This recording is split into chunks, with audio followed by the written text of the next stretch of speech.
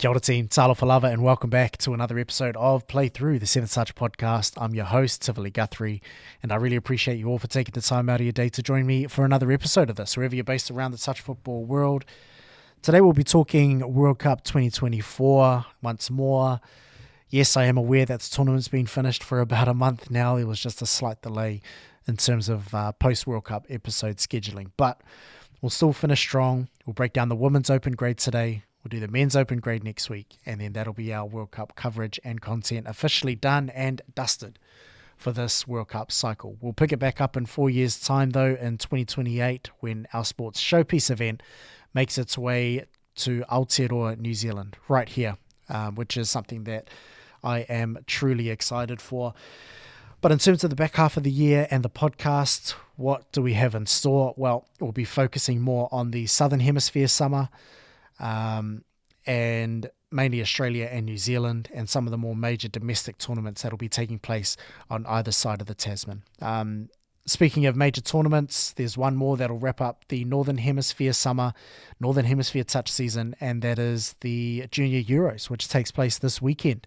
That'll be going down in Vichy, France.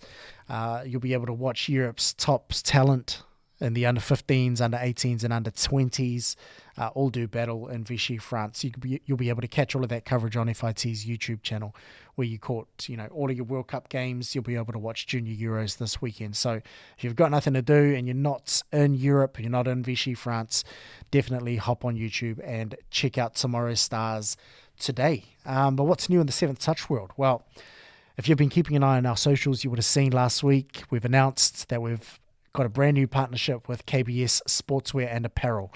KBS have the slickest threads in the game, and we've collaborated on a project that I'm really, really looking forward to. Kind of got to remain a little bit tight-lipped because we're still in the process of dotting some I's and crossing some T's to get it all over the line. But what I can say is that I'm really, really excited for it. And when it drops, hopefully you're just as excited as I am by it. So huge shout out to the guys at KBS Sportswear and Apparel.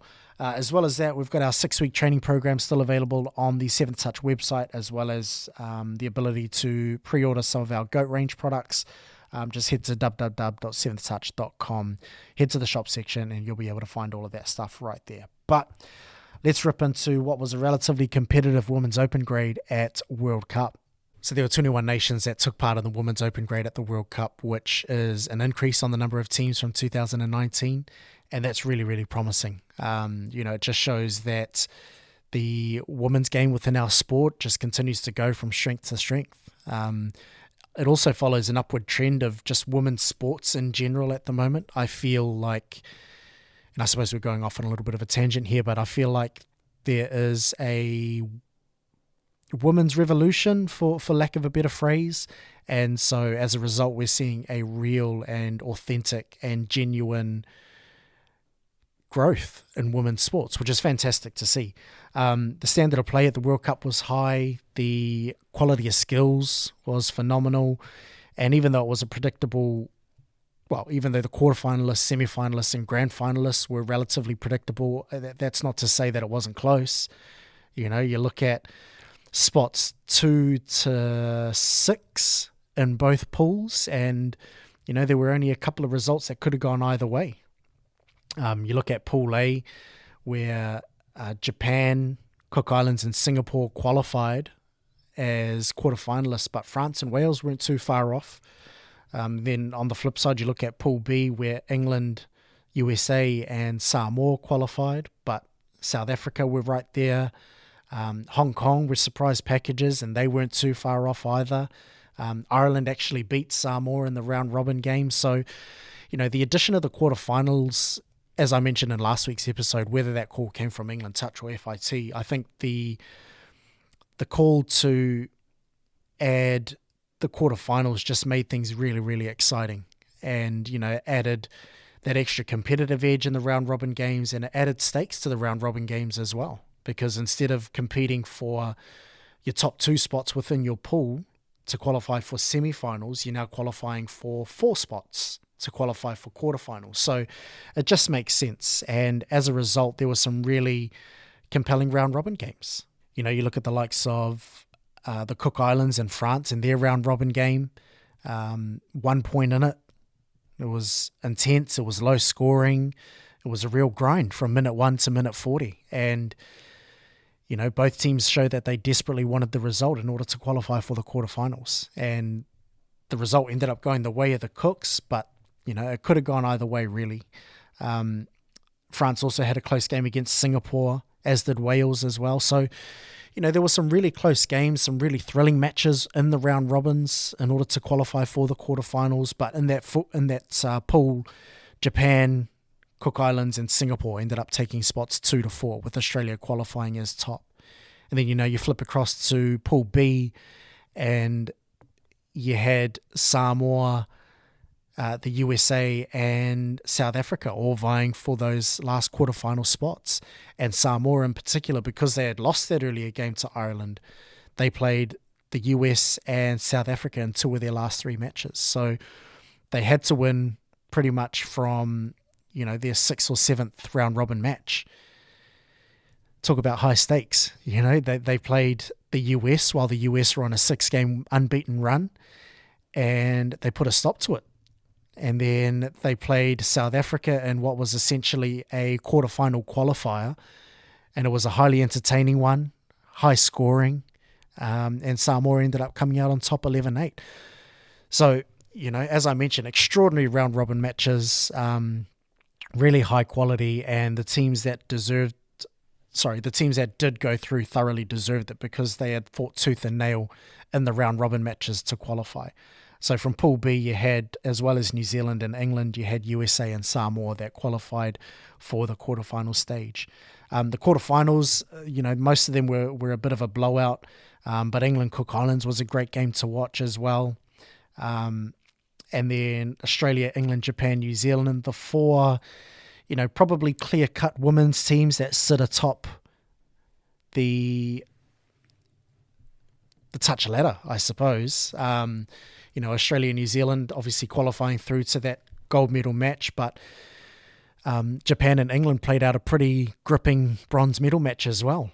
Japan jumped out to an early 2-0 lead, and England, who have been the front runners in Europe for the last decade plus, probably even 2 decades, they had to come from behind. And when you have all of that pressure of it being not only a home tournament, but you're the form team of Europe, you are however many times defending champions, they had to hold their nerve in order to not only fight back, but to come out on top with the win.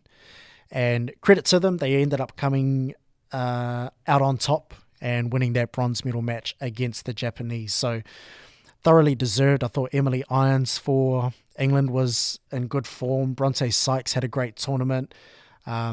Emily Rona-Ropa as well. She was incredible, as she has been a great servant of England touch. And, the English women's following in the footsteps of their mixed open team, who, less than an hour earlier had come away with England's first ever open grade touch World Cup medal. So, credit to them, and thoroughly deserved, I thought, which brings us to the gold medal match between Australia and New Zealand. And what a game it was. It was a grind. It was gritty. It was intense, befitting of a final. And, both teams were happy to roll up the sleeves, get in the trenches and have a dig. I think it was closer than probably a lot of expectations. New Zealand fought admirably for most of the game. The 6-2 scoreline that it ended up being, I don't think does New Zealand justice. They were there or thereabouts for about 3/4 of the match, and then Australia run in 3 tries in the last 10 minutes to really run away with it. But, a 4-try deficit isn't quite reflective of how titanic the battle in the final was. I think for New Zealand, the loss of Ashley Tu'umayalu in the semi-final was a real critical point for them. She went down with what appeared to be a pretty serious injury. And, she was one of the best all tournament for the Touch Blacks. She was one of their key strike weapons. And in a match where I think New Zealand lacked strike power, I think she was sorely missed. But Skylar Tainui-Takere stepped up for New Zealand. I thought Meg Sycamore had a pretty solid game. And then for the Australians, Rebecca Maimai was happy to roll up the sleeves and do the hard yards. and lay some platforms, which she did really, really well. And Kim Soo-si, who ended up getting the player of the final. She led from the front and had a great performance, did the Australian captain. But in my opinion, the star performers for both sides were all the wingers, the groups of wingers. So you had Destiny Kartini, Trish Hopcroft and Dina Puketapu for New Zealand. Then you had Stevens, Walsh and Georgina Rackerman for the Australians, for the Emus. So, they came up with some pretty impressive defensive reads, some great finishing skills, particularly Puketapu's one to open up the scoring for New Zealand. And I think they really deserve a bit of credit for their performance in the grand final. And who else deserves credit is, all three refs. You had Amanda Shiki, Alicia Ruaiti, and Alice Watchorn, who, an all-female reffing team reffing the women's grand final. I think it touches on my point earlier about, women's sport at the moment. Especially Alice Watchorn, who I think, to my knowledge, was the first female Northern Hemisphere referee to referee a gold medal match at a World Cup. So, a huge effort from her with the whistle. I thought the haka at the start of the game was a nice touch for New Zealand, just really spoke to their culture. And, it added just another layer of drama and theatre to what was a great final. So New Zealand, they ended up hitting first, and that was a bit of a surprise to many. They scored in the first 5 minutes, and they really won that first 5 minutes as well, I thought. Puketapu, as I mentioned, got a long ball from Jess Ma, stepped inside her winger, and crossed over to open up the scoring. 1-0 New Zealand lead early, and then from minute 7 to minute 10 is where the tides really, really turned. So down 1-0, Australia, they worked their way up to the other end of the field, and Kim Soo-si scoops the ball off the back end of the set, steps to the short side, and she gives a short ball to Ash Carney, who goes over for the first of 3 tries that happen in the space of 3.5 minutes. And I think that was a crucial point for the Emus because, after letting in an early try, you really want to show and hit back to show your intent in the final. And, they did. Danny Norman was the next to score just off a simple punish play. And then Kim Soo-si scored the next one off a simple sweep step back. Those two were relatively soft for New Zealand to let in. But, in a grand final, Australia will take whatever they can get, especially when they're down 1-0. At that point, if you're a New Zealand fan, you're probably thinking, oh no, here we go again. It could be another shellacking on the cards here. But, to New Zealand's credit, they ground out the last 10 minutes of that first half and didn't let in any more tries. So I think it was quite interesting. Australia were quite happy to complete their sets and really lock New Zealand in a corner and rely on their press D. And then New Zealand, I think, were a little bit guilty of going too laterally in that first half, coming off their own try line. So, they had limited shots at the line. They ended up coming away with 1 to show for their efforts in the first half. But, the message at halftime must have been we need to go more direct because, you could see Peter McIntyre in the New Zealand sub box with that hand, go forward, go forward, go forward. And New Zealand came out strong in the second half. And what did they do in their first set of the game? They went forward, they went direct, and they struck on their first set. And, at that point, the score's 3-2. And, you're thinking that there could be a game on our hands here. And for the next 10 minutes, that's exactly what happened. Australia were guilty of turning the ball over too many times in the first 10 minutes of that second half. 4 errors, I think I counted in the first 10 minutes, in their first 7 sets, which is very un-Australian. They had a pretty stuttered start and they just couldn't generate any forward momentum. The thing that kept them in it was their defense. When you're having a stuttered start like that, you can't get any momentum. You rely or you go back to what you know and what's worked well for you throughout the tournament. And what worked well for the Emus throughout the tournament was their defense.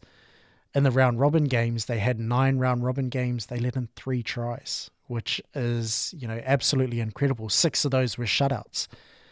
2 of those were to the 4th place Japan, and then the other one was to Singapore. So, Australia did really well just to get back to basics and really focus on their defense. Ash Carney came up with a great intercept.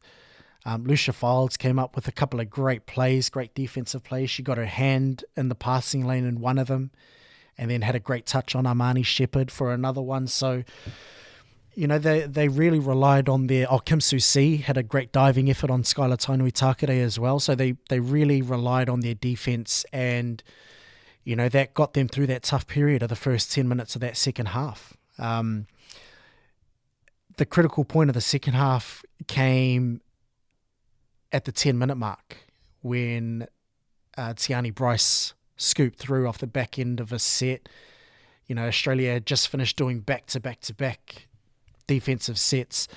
They managed to string a couple of good sets together, and then finally the breakthrough. Tiani Bryce scoops through, gets on the outside of her man, of her defender, and passes off for Danny Norman to score another. And I think the reason that was so important is because at 3-2 with the game in the balance, New Zealand had all the possession, they held all the field position, and they just lacked the strike power to be able to convert. They couldn't break through the robust Australian defence. And when Danny Norman scored, it took the game from a 1-try deficit to a 2-try deficit with 10 minutes left. And that would have just sucked all the wind out of the sails of the New Zealanders. And then the dagger came 3 minutes after that when Hinerangi Andreasen throws a long ball out to the left-hand side, and Georgina Rackerman crosses over to make it 5-2. A real dagger in the hearts of New Zealand. And the icing on the cake came on the very last play. Tiani Bryce sliced through and managed to score Australia's 6, but 3 of those tries came between minutes 30 and minutes 40. So, when you say that New Zealand fought hard, that's what we're talking about. For 3/4 of the match, they were great. And then for that last 10 minutes, Australia just ran away with it. They ran over the top of them, showed their class, and it all came off the back of their defensive effort. Kim Su-si was player of the final, as mentioned, and, it was well deserved. But I think Australia just once again showed their class. And, you're talking about a class outfit that has been doing it time and time again on the World Cup stage. They've now been unbeaten since midway through the 2015 tournament. And, they're a real class act and are going to be really tough to beat in the years to come. But I think the Touch Blacks can hold their heads high. They performed admirably, but it just wasn't meant to be. So, a great gold medal match to cap off what was a fantastic Women's Open grade at the World Cup.